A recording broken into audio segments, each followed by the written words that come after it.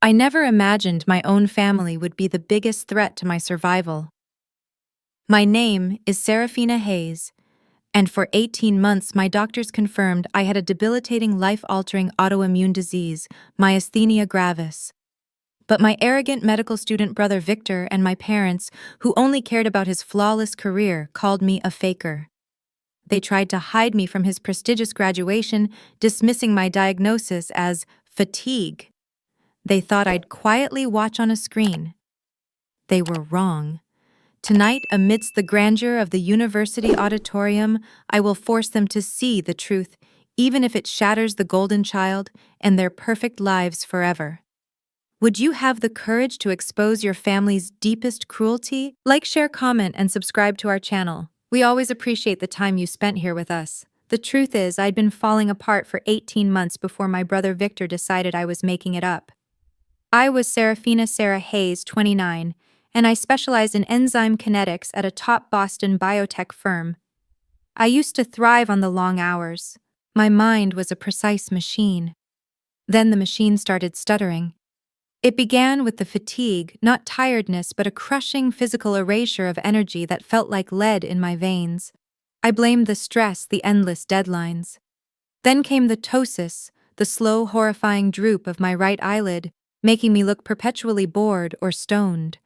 Soon after the tremor arrived, an involuntary aggressive shake in my dominant hand that turned my precise pipette work into a clumsy mess. The scariest symptom, the one I didn't tell anyone about until I couldn't hide it, was the difficulty swallowing. Eating became a choking hazard, a quiet, terrifying battle to keep my airways open. After 6 months and 6 specialists, the diagnosis was undeniable: myasthenia gravis, MG, an autoimmune neuromuscular disease. A life sentence of managing a progressive invisible thief. But in the Hayes family, reality was a democracy, and the majority vote went to Victor. At 27, my younger brother was the golden child, a fourth-year medical student at a prestigious program, and soon to be the Dr. Hayes. Our parents, Julian and Sophia, saw his MD as their singular, glorious achievement. Every family gathering, every conversation was a countdown to his graduation. When I finally found the courage to explain my diagnosis, armed with immunology reports and a precise explanation of the neuromuscular junction, Victor didn't even look up from his phone. "Sounds psychosomatic, Sarah," he'd said with dismissive authority. "Classic conversion disorder presentation. You're stressed about your career, see a therapist." My own fully licensed doctor's word meant nothing next to the pronouncements of a student. Mr. and Mrs. Hayes nodded along, their loyalty absolute. "Victor would know, honey. He's almost a doctor. Have you tried yoga? Maybe get a better night's sleep." They'd chimed in, reducing a life-altering illness to a lifestyle choice. They began calling it Sarah's bad days, or most frequently, Sarah's fatigue problem. I was quietly erased from the family's narrative of success. I started using a cane after a bad flare, and Victor actually told our aunt that I was being dramatic and seeking attention. He didn't just deny my suffering, he actively marketed my pain as a flaw in my character. That was the deepest cut, not the disease, but the betrayal. I withdrew, unable to fight the three of them at once. I decided my truth wasn't worth the effort, until Thursday morning. The subject line of my mother's email was the final elegant insult that shattered my resignation: Victor's graduation weekend final logistics. I knew before I opened it that I was about to be officially cut from the family picture. That was the moment I stopped being a victim and started planning a correction. The subject line was a lie. Victor's graduation weekend final logistics. I clicked it open, already feeling the familiar nauseating clench in my gut. The message was from my mother, Sophia, and every word was crafted to sound apologetic while delivering the final brutal cut. "Sweetheart, we are so excited for Saturday. Dad and I have reserved seats with your aunts and uncles. Unfortunately, the auditorium seating is limited, and since you've been having trouble with your energy lately, we've reserved your ticket for the hotel live stream instead. That way you can rest and avoid the crowds. We wouldn't want you to strain yourself." We'll celebrate together at the dinner afterward. Avoid the crowds. Trouble with your energy. It wasn't an act of protection. It was an act of exclusion, a final public declaration of their shame and their denial of my myasthenia gravis. They weren't just neglecting my illness, they were actively trying to hide me, to airbrush the truth of my life out of Victor's gilded picture. They saw my struggle, my cane, and my involuntary tremors as an embarrassment, a logistical inconvenience to the triumph of the golden child. I read the email 3 times. The subtle cruelty of it, the pretense of care masking the absolute disregard for my dignity, snapped the fragile thread of my resignation. The quiet grief I'd been carrying for months evaporated, replaced by an icy, focused resolve. No, this was not going to happen. I had already lost control of my body. I was not going to lose control of my own narrative. My response to her was immediate, typed with one finger to stabilize the tremor in the other hand. "I'll make my own arrangements. See you Saturday." I hit send before I could second-guess myself. Then I bypassed the family entirely and called the only person whose medical authority eclipsed Victor's, my neurologist, Dr. Eris Thorne. Her administrative assistant put me through instantly. "Sarah, I was just about to call you," Dr. Thorne said, her voice brisk and precise. She didn't sound like a typical neurologist. She sounded like a general. "I need to confirm your seating arrangements for Saturday." I was stunned. "My seating, my mother just informed me. I'm watching the live stream from the hotel." A sharp silence stretched across the line. "Unacceptable," Dr. Thorne stated, the single word carrying the weight of executive authority. "Sarah, I need to tell you something I have kept confidential. I am not just your neurologist. I am the dean of the medical school where Victor is graduating. And your case is not just a study. It's a central part of our required neurology curriculum, anonymized, of course. We use case file H110 to teach persistence in diagnosis. The students were tested on it." My breath hitched. They were learning about my suffering, but my own brother and parents denied it. "Victor studied my case, compulsorily," she confirmed, "which is precisely why I want you there. I am inviting you as an honored guest to sit in the accessible faculty section. I will be personally acknowledging you and your contribution during my commencement address. You deserve to see how your resilience is shaping the future of medicine. You are not a spectator, Sarah. You are a teacher." A wave of dizzying clarity washed over me. This was the opening, a chance to correct the record publicly under the unimpeachable authority of the dean herself. My revenge wasn't going to be petty, it was going to be a surgical, logical exposé of their colossal hubris. I hung up the phone, feeling the first true surge of agency I'd experienced since my diagnosis. I walked over to the desk, picked up my cane, and put my trembling hand down on the smooth, polished wood. My family thought they were keeping me out of the picture. They had no idea I was about to walk onto the main stage. The morning of Victor's graduation felt clinical, not celebratory. Every action was a precise, calculated step in my plan. I woke before the sun, the hours before dawn being when my myasthenia gravis MG symptoms were usually at their lowest thanks to the night's rest. But today, the energy I had was precious, not to be wasted. The first phase was the regimen, my arsenal against my own body.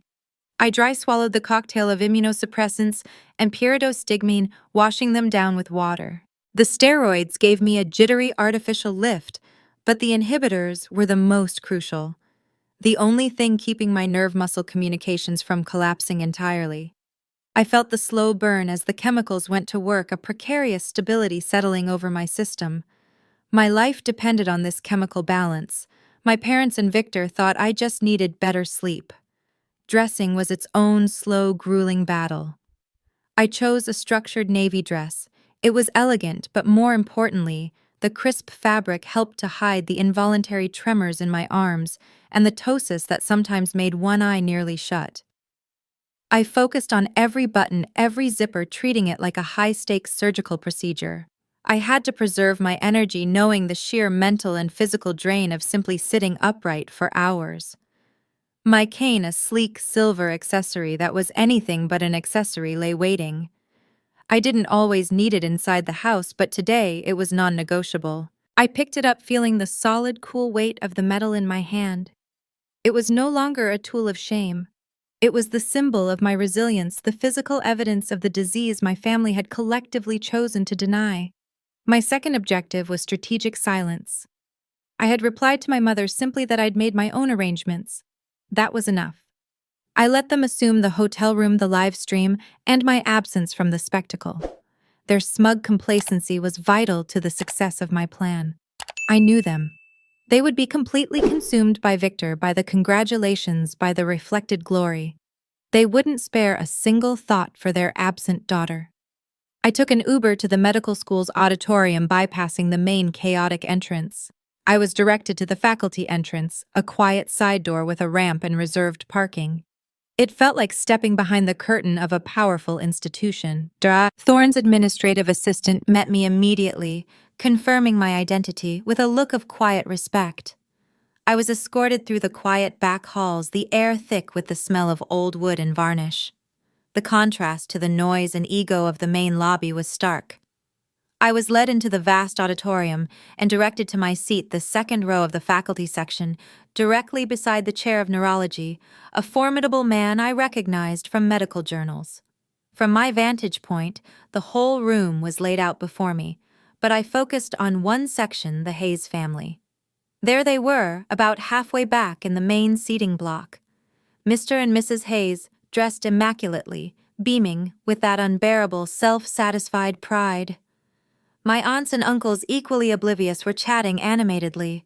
They were all there to celebrate Victor's triumph, never once looking toward the side entrances, never once scanning for the daughter they had instructed to stay home. They were complacent, secure in the knowledge that their family's image was intact.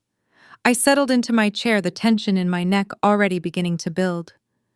"Breathe, Sarah." I gripped the head of my cane. The irony of my position was a sharp clinical pain. I was sitting among the highest medical authorities in the country, the subject of a compulsory curriculum for hundreds of students, yet I was treated by my own family as a neurotic faker. I was the ghost at the feast, the inconvenient truth they had exiled. But here, surrounded by the power structure they respected, I was an honored expert. I watched the students file in. They wore their white coats over their formal wear, a sea of smug, intelligent promise. And then I saw him, Victor. Tall, confident, a smile that radiated earned success. He was everything my parents had sacrificed for the culmination of their hopes. He moved with a purpose I no longer possessed, an embodiment of the perfect, healthy future. I watched him take his seat in the graduating section, his back to me. "You believe my suffering is character flaw, Victor. You believe my diagnosis is a matter of opinion. Today you will receive a diagnostic correction not from your sister, but from your dean." This was not about pettiness. This was about correction, dignity, and taking back the narrative. I was here because I chose to be. I was here because my truth, which had been denied by 6 people, was the established curriculum for thousands. My moment of agency was here. Just before the ceremony began, Dr. Thorne quietly slipped into the seat next to me, her dark gown blending with the faculty attire. Her presence was instantly commanding. "Sarah, thank you for coming," she murmured, her expression warm but professional. "How are you managing the energy?" "Today's a good day, Dr. Thorne. Minimal ptosis. Tremors are controlled," I replied using the precise clinical language that only she and I truly shared. She nodded, a slight flicker of concern in her eyes. "Excellent. You're seated next to the chair of neurology. During my address, I'll be discussing the importance of listening to patients and recognizing complex disease presentations. Your case, anonymized, of course, will be referenced as the prime example." She paused, her gaze steady. "I hope, Sarah, that the lesson we teach today will benefit your brother and not just break him." I met her eyes. My voice was low, devoid of emotion. "He needs a diagnostic correction, Dr. Thorne. I'm providing the data." She studied me for a long moment, then gave a single firm nod. The lights dimmed slightly as the announcer approached the microphone. The processional ended. My heart rate ticked up. The slow-burning fuse was nearly at the powder keg. My family was seated and oblivious. Victor was radiant. Dr. Thorne stood and moved toward the podium. The final phase was about to begin. The auditorium lights lifted slightly, shifting the focus entirely to the podium. Dr. Thorne, radiating effortless authority, gripped the edges of the stand. The first few minutes of her commencement address were textbook, the inspirational platitudes, the thanks to the faculty, the acknowledgement of the students' sacrifice. I kept my breathing steady, forcing my anxious muscles into submission. I watched Victor in the graduating section. He was in his element, nodding along, radiating the confidence of a man who believed the world was about to crown him, the golden child perfect and ready to receive his reward. Then Dr. Thorne turned the corner. "Graduates," she said, her voice dropping slightly, losing the grandiosity and gaining a chilling precision. "You have proven your intellectual rigor. You can cite pathology, anatomy, and pharmacology with ease, but today I want to discuss the single most difficult, most vital skill you must master. It is a skill that cannot be taught in a lecture hall or tested on a multiple-choice exam." She paused, letting the silence settle. "It is the courage to listen." The air in the auditorium thickened. This was not the speech they expected.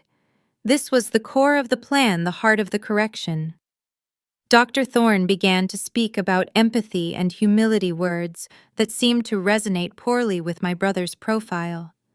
She spoke about the great physicians who learned from their patients, not just from books. "In your careers," she continued, her gaze sweeping over the audience, her eyes pausing for a fraction of a second on Victor's section, "you will encounter patients whose presentations are messy, inconsistent, and resistant to your easy classification. And you will be tempted, because you are human, because you are tired, and because you are arrogant, to simplify what you don't understand."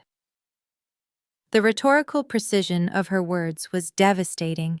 They were a verbatim condemnation of Victor's repeated dismissals. She didn't just talk about complexity, she talked about the temptation to label complexity as psychosomatic and the danger of assuming patients are exaggerating for attention. Each phrase was a sharp, focused blow echoing the private shame Victor had inflicted on me. The words resonated in my chest, a public validation of my private agony. I felt a surge of strength, a cold, focused energy that fought back against the MG fatigue. Dr. Thorne gestured to the large screen behind her. The celebratory school crest dissolved, replaced by stark black text on a white background. It was titled simply Case File H110, Diagnostic Persistence in Autoimmune Neuromuscular Disease.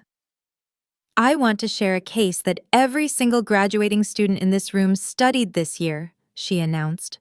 "A case that exemplifies the tragic consequence of medical hubris and the power of patient truth." She began to read the details, clinical and chilling. A 29-year-old former bioengineer presented with progressive, debilitating muscle weakness, ptosis, and severe difficulty swallowing. Initial symptoms were mild, easily attributed to stress or burnout. 6 different specialists were seen over a period of 9 months before the definitive diagnosis was made: myasthenia gravis. My hands were clenched in my lap. I focused intently on Victor's profile. His initial professional note-taking posture had shattered. His pen was frozen, hovering above his notebook. His head was cocked slightly, his brow furrowed in confusion, then slowly, defensively, in concern. He was realizing with dawning horror that the complex hypothetical case study they spent a month analyzing was not hypothetical at all. It was me. He began to search the auditorium, his eyes frantic, scanning the main sections, looking for me in the place he expected me to be. His eyes darted past the faculty section without slowing. He was still looking in the wrong place. Dr. Thorne continued, her voice gaining power. She detailed the specific challenges of the case, the atypical response to early treatment. Then she delivered the central betrayal, the core truth that would destroy his reputation. The diagnostic delay, occurred partly because her presentation was atypical, but also because several providers dismissed her concerns as anxiety or attention-seeking behavior.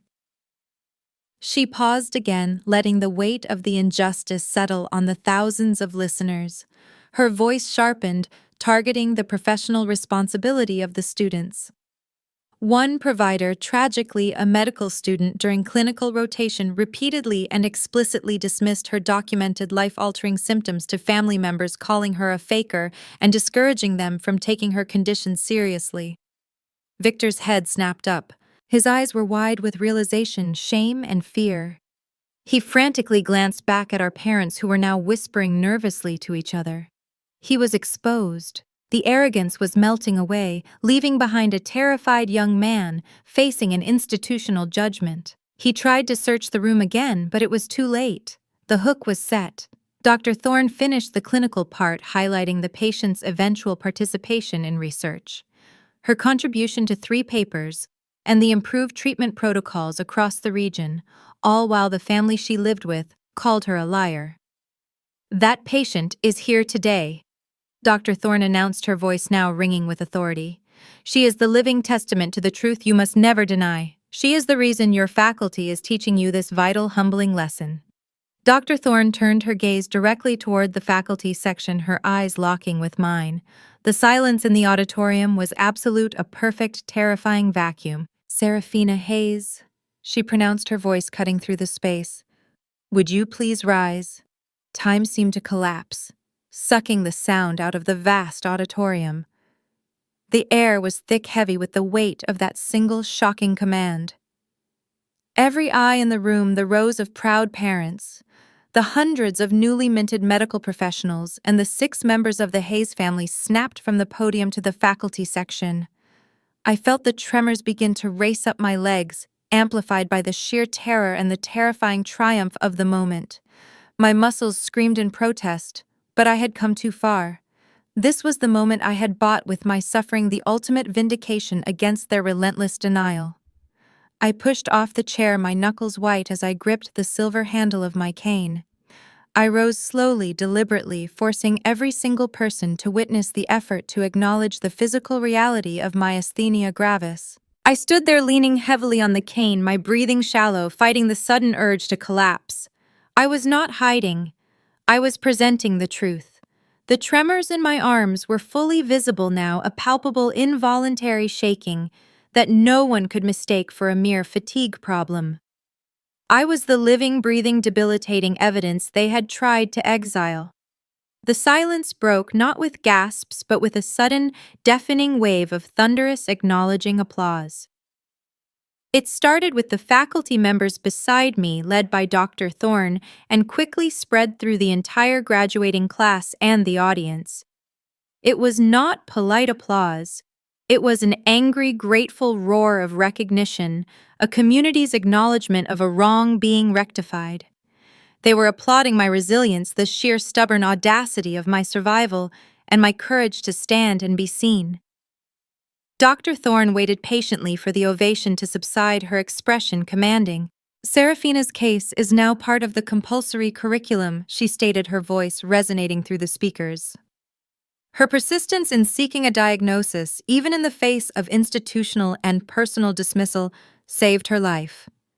She is why we teach the vital importance of believing the patient, especially when their presentation challenges our neat assumptions.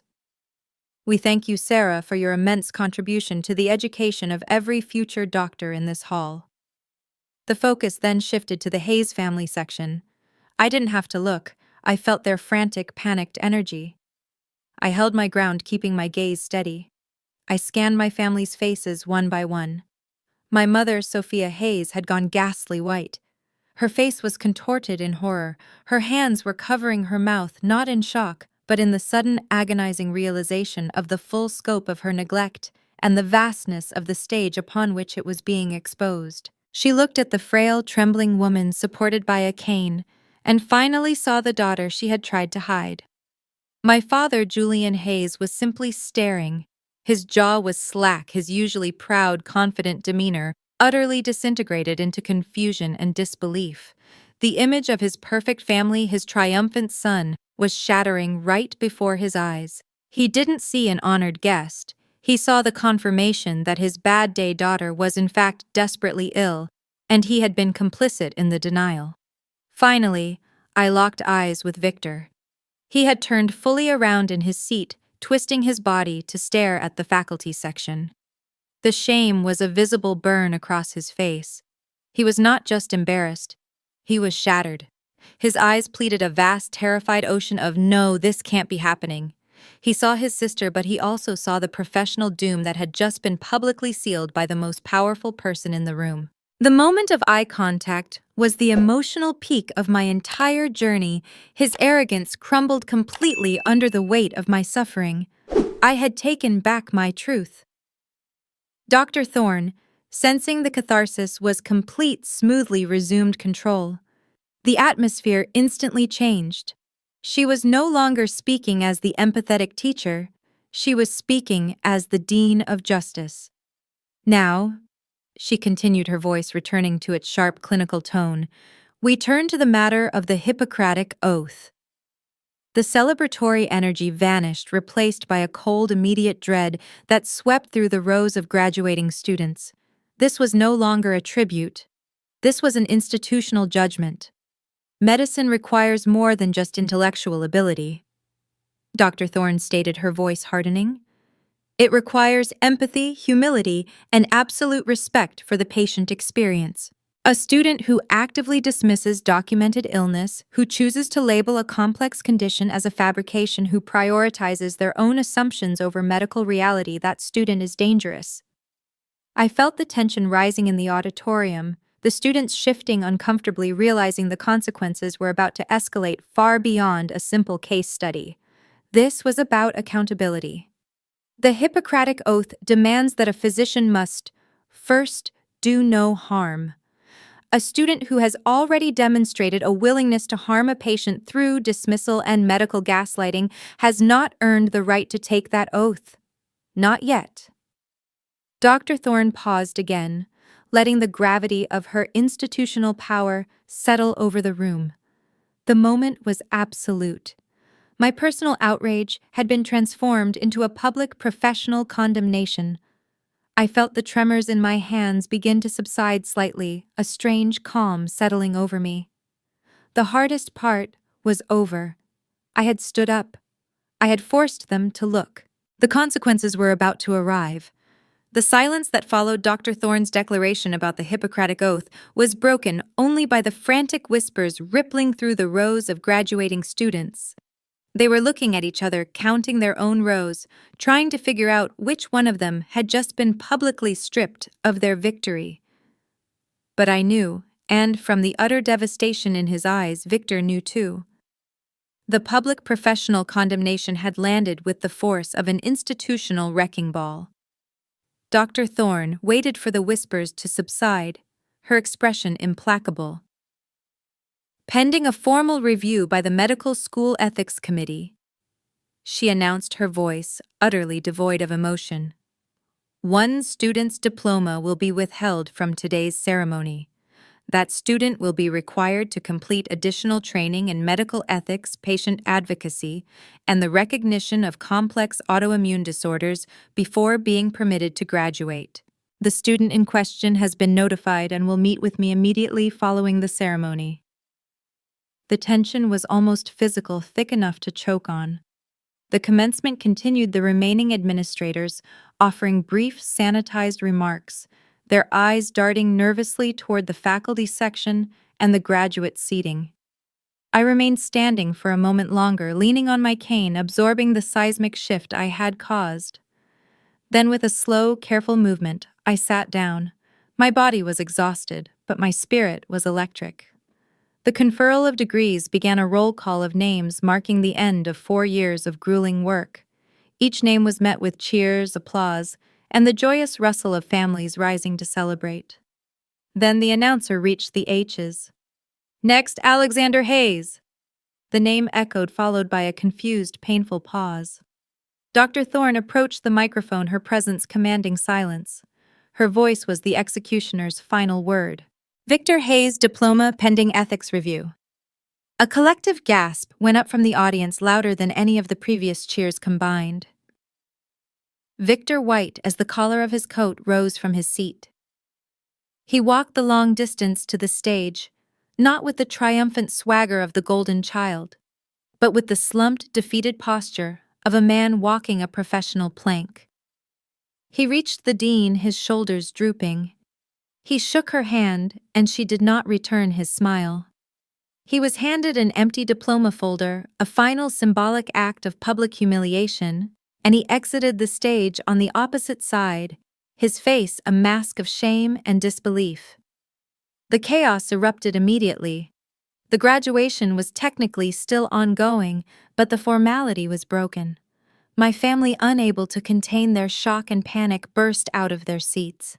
I watched them, their frantic movements a sharp contrast to my controlled stillness in the faculty section. They were weaving desperately through the crowds, heading straight for me. My mother, Sophia Hayes, reached me first. Her eyes were red, her face streaked with tears, a mix of maternal fear and personal mortification. She clutched my shoulder, her grip almost painful. "Sarah, oh my God, you're the patient case H110. This whole time, you're the reason." Her voice broke. "His diploma is withheld because of what he said about you. We didn't know how serious." I gently removed her hand from my shoulder. My voice was steady, utterly calm. "You didn't know how serious," I repeated, the clinical tone cutting through her hysteria. "I told you. I showed you the documented evidence from 6 specialists. You listened to the student who called me a faker instead of the daughter with the diagnosis. You suggested yoga instead of learning my treatment protocol." My father, Julian Hayes, stood a few feet back, looking utterly beaten. "Rachel, we thought you were just tired. We thought Victor was the expert because he was in medical school. We didn't understand." "You believed him when he said I was lying for attention." I countered the accusation, delivered without raising my voice. "You believed him even when I was hospitalized with a myasthenic crisis. Your understanding only arrived when the dean of the school validated my pain." Before the conversation could descend further into futile recriminations, Victor appeared, escorted by Dr. Thorne and another administrator. He looked physically ill, his pride utterly annihilated. He stopped several feet away, unable to meet my eyes, facing his sister, his parents, and his professional judge all at once. Dr. Thorne's expression was like granite. She addressed Victor, her voice clear enough for our little circle to hear over the lingering noise. "Mr. Hayes, your family is here. This is an appropriate time to offer the apology we discussed in our preliminary meeting." Victor's voice was barely a rasp, stripped of all arrogance. "Sarah, I am deeply sorry. I was wrong about everything. Your diagnosis is real. Your symptoms are real. I accused you of faking a serious life-altering disease. I actively dismissed documented medical evidence, and I convinced our parents to do the same." I forced him to articulate the full depth of his betrayal. "You did that," I said, my voice steady despite the tremors in my hands, "while studying the exact disease I have. What kind of doctor dismisses a patient suffering because it's inconvenient to their worldview?" "A bad one," Victor whispered, his eyes finally lifting to meet mine, filled with genuine shame. "A dangerous one. Dr. Thorne is right. I don't deserve to graduate yet."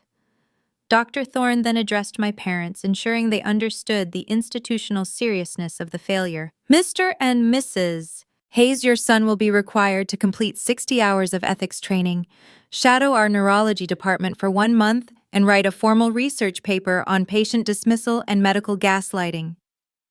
Additionally, he will be required to formally acknowledge his role in discouraging your support for Serafina's treatment." My mother was openly sobbing. My father looked 10 years older. Dr. Thorne delivered the final blow that implicated the entire family structure. "I'm recommending that your entire family participate in educational sessions about chronic illness and family support systems. What happened to Serafina being dismissed by her own family during a serious health crisis is a failure that extends beyond your son." The judgment was final. The correction was complete. I had forced them all to confront the truth on the largest, most humiliating stage possible. The aftermath of the graduation was not a reconciliation, it was an institutional mandate for reconstruction. Thorne was surgical in her approach, ensuring that Victor's rehabilitation was centered on clinical humility and empathy, not just punishment. The terms she dictated were firm and clear. He was not permitted to start residency until he completed the remedial work, 60 hours in the MG Patient Advocacy Clinic, a full month, shadowing Dr. Thorne in the complex neuromuscular department, and a research paper on the socioeconomic cost of diagnostic delay due to medical gaslighting. Crucially, the mandatory family educational sessions meant I wasn't fighting alone anymore. The institution was now enforcing my truth. I held myself aloof from the immediate fallout. I let Victor and my parents deal with the administrators and the waves of uncomfortable phone calls from relatives who suddenly realized they had been applauding the victim of a major family scandal. My focus was purely on protecting my peace and reestablishing Serafina's boundary. They were no longer allowed unconditional access. Any support had to be on my terms with full acknowledgement of my disease. My resilience shifted from surviving their denial to demanding respect for my reality. Victor began his shadow term the following week. It was surreal. The confident, arrogant medical student who had dismissed my symptoms as histrionics was now required to attend my most grueling appointments. I decided to make sure he saw the full, unvarnished truth. I invited him to my IVIG infusion appointments. These were the worst hours of sitting hooked up to a slow drip of pooled antibodies meant to bolster my own failing system. He showed up the first time in an ill-fitting suit, nervous and uncomfortable in the quiet, sterile clinic room. He watched as the nurse prepped the IV line, a process he had likely only read about in a textbook. I watched him watch the needle slide into my vein. The first hour was brutal. I suffered from the typical side effects: an intense headache, nausea, and a bone-deep chill. "Can you feel that?" he asked, hesitantly, referring to the nausea that made me white-knuckle the armrest. "It's a systemic immune reaction," I replied, my voice dry and weak, using the clinical detachment that had become my shield. "It's my body processing a massive influx of foreign proteins. It's not stress, Victor. It's painful and nauseating. It's just a routine Tuesday." He spent the next 6 hours silently observing. He saw the hours of immobility, the dependence on the slow drip, the way I had to sip water through a straw, because my throat muscles tired easily. He saw the complexity and the debilitating reality he had once called a guilt trip. He stopped arguing. He stopped explaining. He simply observed, recorded, and learned. The transformation wasn't instant, but it was profound. The arrogance was dissolving, replaced by a quiet, ashamed focus. He wasn't looking at a difficult sister. He was looking at a vulnerable patient. Meanwhile, my parents, under the external pressure of Dr. Thorne's mandate, began their own remedial work. They started attending a local support group for families of chronic illness patients. I didn't join them, but I made them report back. They told me they were learning about caregiver burden and the profound isolation that comes from family denial. One evening, my mother called. She didn't offer a suggestion or an apology. "Sarah?" She said, her voice small. "We learned today about acetylcholine receptor antibodies, how the communication between your nerve endings and muscle cells is being actively blocked, and we read a paper on the systemic effects of prednisone." I closed my eyes, feeling a strange mix of relief and exhaustion. "And what did you learn, Mom?" "I learned that when you said you had a bad symptom day, you weren't tired," she whispered. "You were experiencing actual neurological failure. I am so sorry I ever offered you yoga." The apology wasn't perfect, but it was informed. It was the first time they had spoken the language of my disease, not the language of their denial. They were asking informed questions about my protocol instead of offering platitudes. My resilience had won. I was healing not from the disease, but from the relentless emotional trauma of the betrayal. I was not just a patient. I was a teacher, and my family finally was enrolled in my class. The path to reconciliation was long, but for the first time in years, the burden of truth was no longer mine alone to carry. 6 months passed, defined by slow, earned victories. Victor completed his remedial work, the 60 hours in the patient advocacy clinic, the month of observation in the neurology department, and the research paper on the socioeconomic cost of diagnostic delay, a document that read less like a student's assignment and more like a personal confession. The paper wasn't just theoretical, it was informed by his own sister's case, a painful public acknowledgement of his professional blind spots. He didn't just write about arrogance, he embodied the humility required to overcome it. The reconciliation with Victor didn't happen in a single grand gesture. It was built on 100 small, uncomfortable conversations. Our relationship was permanently altered, stripped of the old golden child dynamic, and replaced by an uneven but honest foundation of respect. He earned his diploma quietly away from the fanfare, and then he asked to meet me for coffee. He arrived without his medical bag, without his usual aura of self-importance. He looked different, humbled, perhaps older, the relentless pressure of his ego finally having broken. We sat in a quiet corner. He didn't lead with medical talk, he started with the truth. "The diploma came yesterday," he said, pushing his mug forward. "They had a small ceremony for the three of us who had delayed graduations." "Congratulations," I replied. It was true, genuine. He'd earned it this time. He shook his head, looking directly at the chipped ceramic mug. "I don't deserve congratulations. I almost became the kind of doctor who kills people through arrogance, the kind who dismisses the uncomfortable truth because it's inconvenient to their worldview." He finally looked up, his eyes clear. "You were suffering, truly suffering, and I looked at you, my sister, and called you a faker. I was a terrible person, Sarah." I accepted the apology, sensing its true humility. "I know, Victor, but you fixed the mistake. That's what matters now," he nodded, taking a deep breath. I chose my residency. I applied and matched with a family medicine program in a community clinic. They specifically work with underserved patients whose conditions are often complex and dismissed by specialists. No fancy research hospitals, just high-volume primary care. This was the ultimate proof of his change, the physical manifestation of his new vocation. He wasn't chasing prestige, he was chasing the opportunity to correct the errors of his past. "I want to be the physician who listens when everyone else gives up." He stated the words no longer academic, but a true reflection of personal redemption and growth. "I want to be the doctor you needed me to be." This new path was his personal triumph, his own demonstration of resilience. I had found my emotional clarity and agency. He had found his professional purpose. The rest of the family slowly followed suit. My parents, after their mandated education, shifted their focus entirely.